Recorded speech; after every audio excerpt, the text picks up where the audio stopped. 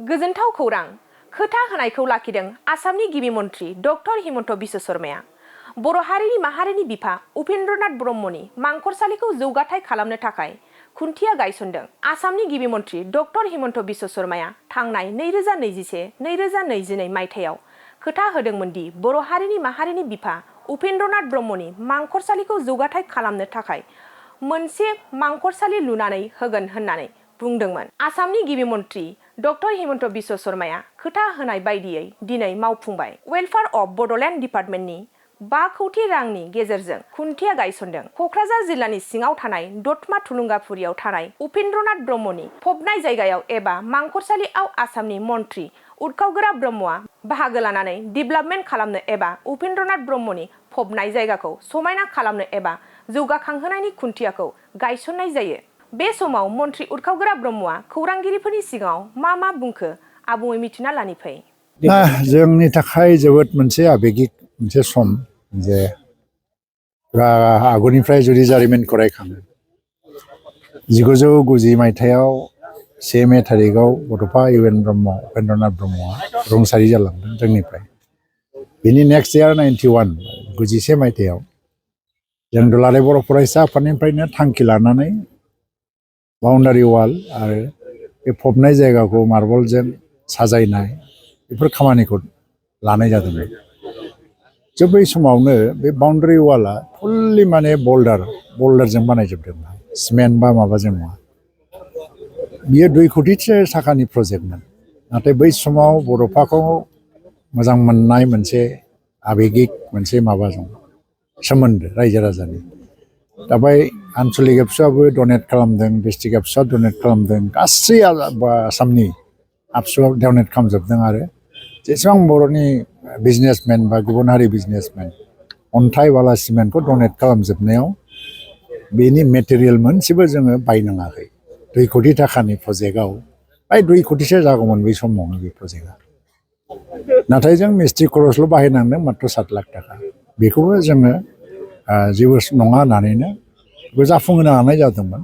बेनि उनावहाय नैबे बिल्डिंआ दा डनार मिनिस्ट्रिनिफ्राय खेबसे आं रायजो सभानि MP थानाय समाव खथा हिसाबै आं मोनबोदोंमोन 2.5 कौटि थाखानि बे बिल्डिंखौ बानायनाय जादों। बै दा जि बिल्डिंआ दंबाय थायो। लोगोसे दा फबनाय जायगाखौ मार्बल अन्थाइ ग्रेनाइट अन्थाइजों जे साजायनाय जादों बे गासिबो डनेसन, मानसिफोरनि डनेसन, फरायसा आफादनि जिल्ला आफादनि डनेसन। स्टेचु जे बानायबाय बे स्टेचुखौ बानायनाय समाव आंनो दुलाराय बर' फरायसा आफादनि आफादगिरिमोन। आंनि इनिसिएटिभआवनो जालांदों। स्टेचुआ बै जे स्टेचुनि जि बेदि बेखौ फसंनाय जायगा बे गासै लाजोबनानै 10-12 लाखनि मोनसे प्रजेक्टमोन। बेबो कमप्लिटलि डनेसन मानसिफोरनि। दा फैयै आसाम सरकारा 2021-22 सनाव वेलफेयार अफ बड'लेण्ड डिपार्टमेन्टनो 5 कौटि थाखा होदों जोंनो बेखौ डेभेलपमेन्टनि थाखाय। दा बिनिनो खामानिखौ जागायजेननो दिनै खुन्थिया गायसनदों। नाथाय गुबै अन्थाइ खाम्फा 10 कौटि थाखानि प्रजेक्ट हिसाबै जोंनि आसामनि गिबि मन्थ्रि डक्टर हिमन्त बिश्व शर्माया क'क्राझाराव केबिनेट जानाय समावनो गायसननानै थांदों। दा जों खालि दिनै 5 कौटि थाखानि प्रजेक्टखौ जागायजेनदोंल'। आरो दा 3 कौटि जों मोनबावगोन। 3 कौटिखौ चिफ मिनिस्टारा जोंनो खोथा होलांदों। आरो BTC-निफ्राय 2 कौटि 5 कौटि थाखा मोनबावनांगौ दङ। दा बिदिजों माखासे खामानिखौ मावलांगोन। दा बेवहाय MP थियेटार बानायगोन, जेनेबा 2000सो मानसि ज' जानाय अपेन डायास। आरो बे सब माने हाइटेक जागोन, माने मडार्न जागोन। गेट बानायगोन, खुब माने मडार्न गेट बानायगोन। ग्रेभयार्डखौ जों साजायसिगोन। बेहाय दा माने खुला लांदाङै थायोखाय दा बेखौ जों माने सेट बानायनायनि बाथ्रा सिन्था खालामदों। खुलायै दोनला, साजायनोसै बा बै स्टेचुखौबो जों साजायनोसै। बिदिनो मिउजियाम, लाइब्रेरि गासिबो फुल प्लेजेड भाबै। आरो माखासे जेनेबा स्टलफोरबो एक्जिबिसन बादि खालामनो हानाय, माखासे बुस्थुखौ दोननो हानाय, गार्डेनिं, प्लेन्टेसन गासिबो अर्गानिक माने माखासे आबादनि बाथ्राबो सिन्था खालामदों खनायाव। बेफोर बाथ्राखौ लाजोबनानै 10 कौटि थाखानि प्रजेक्ट। आरो उनावहाय नांबावगौ जायोबा आरोबाव एसे बेखौ जोङो लाबोबावनो नाजागोन। बेखिनि 5 कौटि थाखा बेखौ आङो दा इन्जिनियार कन्ट्राक्टरजों रायज्लायदों जे 5 कौटि थाखाया प्राय 7 मास 8 मासाव कमप्लिट जाहैनांगौ।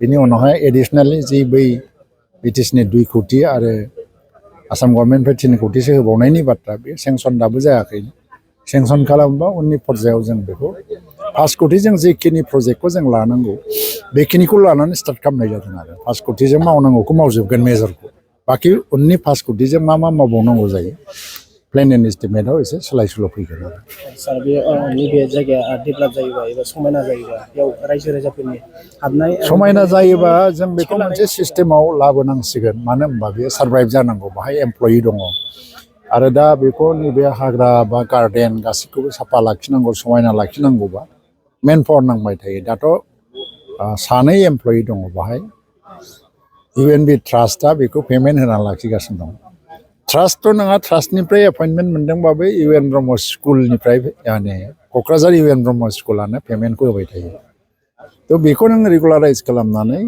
जोङो एमप्लयिखौ लाखिनांगौ जेला बेवहाय मोनसे रेभिनिउबो नांगोन मिनिमाम आरो जिहेतु दायनो गोनां जानोसै मोजां जानोसै मानसिफ्रा फैगोन गेलेग्रा जायगा माबा जायगा गासिबो जेनेबा फैजोबनोसै बे हिसाबै मिनिमाम जुदि एसे माने रेभिनिउनि थाखाय फैसा लानाय मानाय सिस्टेम खालामाबा जायगाखौ लाखिनो हानाय नङा ओंखायनो नायगोन उनावहाय बेखौ साननानै नायगोन